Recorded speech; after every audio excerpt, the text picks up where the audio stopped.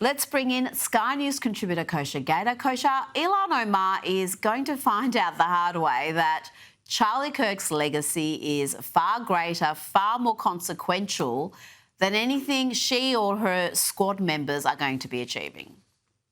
I think she already knows that, Rita, on some level, but she is unashamed, unabashed, telling us exactly who she is in some strange upside down way. You almost have to admire it because she's just tripling down, quadrupling down in that belief.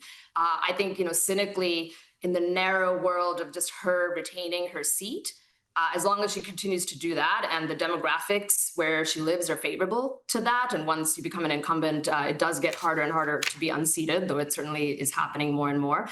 Unless and until that happens, I would say that she doesn't care, and she's going to continue to be true to her belief system with no shame whatsoever. The only good news I would offer is that, broadly speaking, she and her kind, whether it's Jimmy Kimmel, whether it's everyone else, they are losing right now. They're losing electorally, they're losing in the court, they're losing culturally, and that is something, but they haven't lost. And while they're losing, but they haven't lost, this is actually a dangerous time, and you're going to see much more, I think, vicious vitriol and even violence coming out, unfortunately, and that's why the right really has to fight harder against people like that. Absolutely. You mentioned Jimmy Kimmel. We've had the likes of him straight out lie about the politics of Charlie Kirk's alleged assassin. Now we have John Carl on ABC claiming the murder wasn't even political.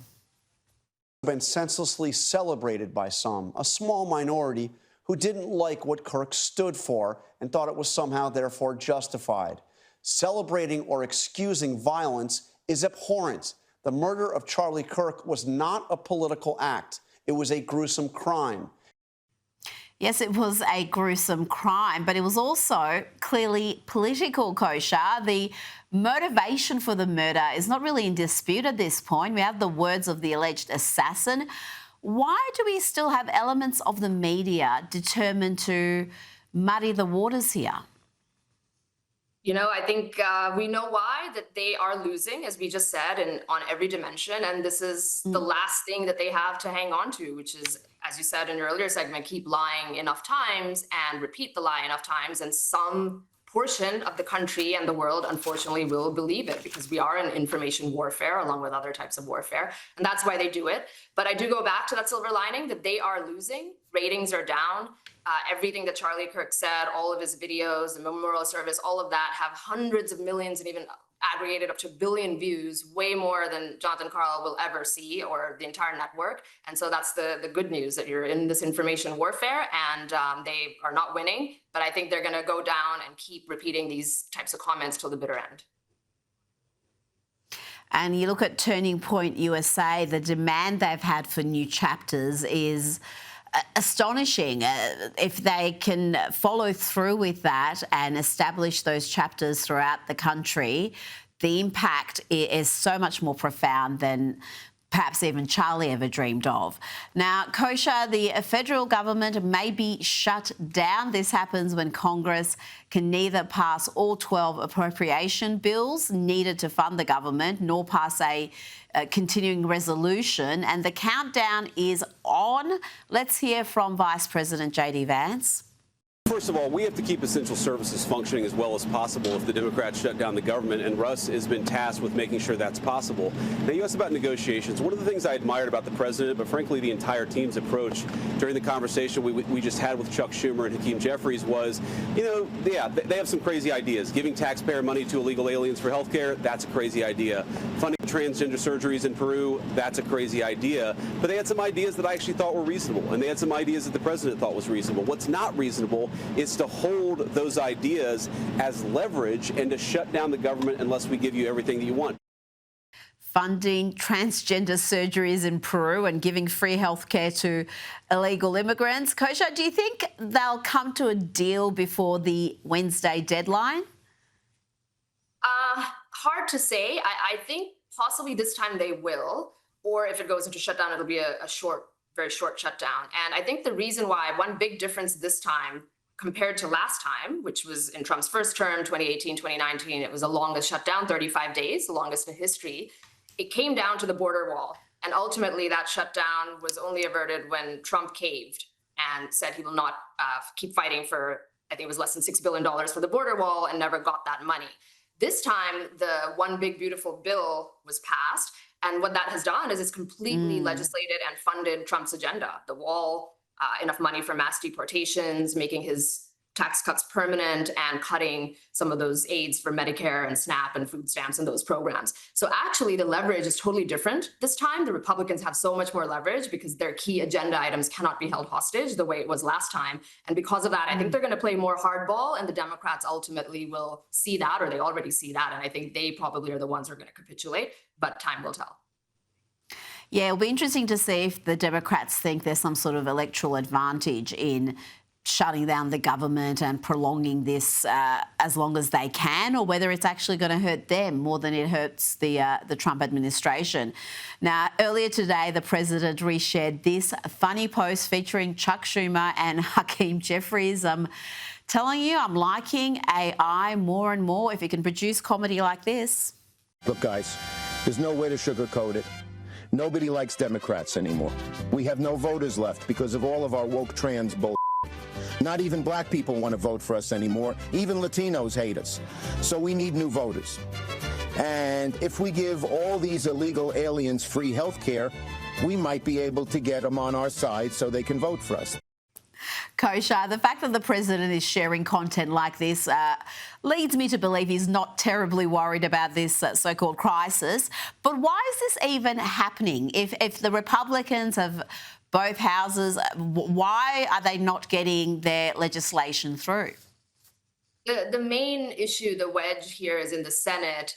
To avoid a filibuster, or bring an end to a filibuster and invoke cloture, they need 60 votes, and they don't have that much of a majority. So that means they need 7 or 8 Democrats or independents that are aligned with Democrats to come over to this side. And that's, I'm sure, the horse trading and jockeying is happening behind the scenes. But I think, to your point, that the calculation the Democrats are making, because they have nothing right now. They have neither chamber, they don't have the Supreme Court, they don't have the White House. This is one thing they have that they can try to throw a monkey wrench into this. And they would only do that if they think it helps them electorally. And maybe they're miscalculating. I hope that they are, because videos like this one only shows that they're sort of like running a clown show. And I don't think it's going to land well with the American public, but we shall see. No, but I'm sure the Democrats will get a very cushy run from the media. They will paint this as just another symptom of the Trump administration being in crisis. They did that throughout the first term. This was just this constant rolling crisis that it just doesn't have the impact it once had, Kosha. The American electorate is not buying what the media is selling them.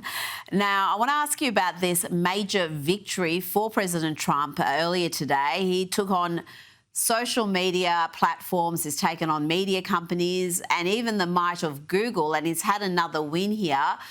Google subsidiary YouTube has paid out more than $24 million to settle a lawsuit that President Trump brought against the platform for suspending his channel after the January 6th riot.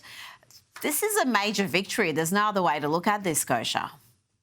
For sure. And now he is approaching $90 million in such settlements. 25 million from YouTube right now, as you say, 25 from Facebook/Meta, 15 million from ABC because George Stephanopoulos slandered him, really. That's what the settlement was on, when it was misstating the claims from that E. Jean Carroll case. And then CBS, the balance of that. So that's 90 million. About 2/3 of it is going to his presidential library and the ballroom that's going to be constructed in the White House, which is going to anger, I think, the left, because both those things are permanent things that'll have Trump's name on it forevermore in some way.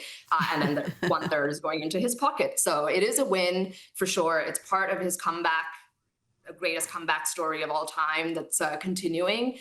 These are all civil lawsuits that he's made in his personal capacity. So they're not, official lawsuits by the US government. Those types of things are also pending. But yeah, on it goes. He's got a few more in the pike: the Wall Street Journal, Associated Press, the Pulitzer Prize Committee. He's suing them as well, giving Pulitzer Prizes to all those people for the Russiagate reporting, and on it goes. So those are going to be funny ones that I think will continue to come out in his favor.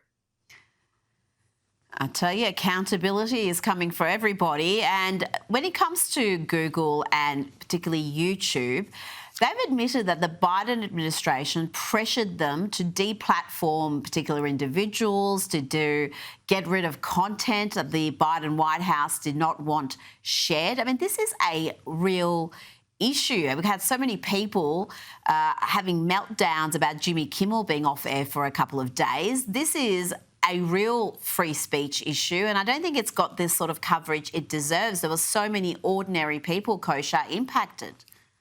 Absolutely. That is really the point. So it's fun and funny to see that accountability and having them to pay up, even though they're just settlements without apologies. But the real crux, the legal crux of it is what you say. And if we think about what happened in the wake of January 6th, they completely deplatformed the sitting US president, because he still was the president until January 21st, from all of those platforms and then some, plus individual people. They're still being reinstated till this day. Not all of them have been reinstated. There's all sorts of people, like Dr. Naomi Wolf is part of this lawsuit today from YouTube. She's getting, I think, 2 million or so out of that because of COVID vaccine-related information that she was sharing. They suspended her. And there's so many examples about that. So we've only scratched the surface. The ultimate remedy for this, many do believe, is antitrust, which is picking up momentum, that they're just too big, and the economic power of these 5 or 6 companies is so much that it's so hard to do anything around them.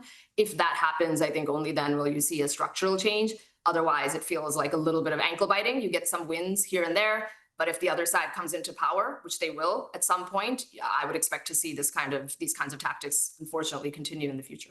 And Kosha, when it comes to Google, you can't overstate their power and influence. This is how people find out information in the modern age. They've got close to monopoly power, and that can be a dangerous thing, can't it?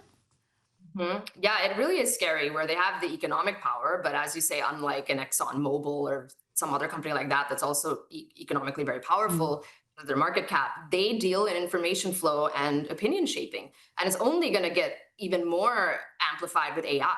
And they and all of these tech companies are going into that, where now that's further going to control how people think and the masses think. So this is a big deal. Antitrust, again, I think is the only remedy. And the issue is that governments in these cases are very, very slow relative to how quickly those companies can grow and roll up the whole world and all the information in it. And that imbalance is very tough to combat, but it is picking up steam. And if it's ever going to happen, it's going to happen in the Trump administration, some sort of antitrust case brought by the DOJ, but we shall see.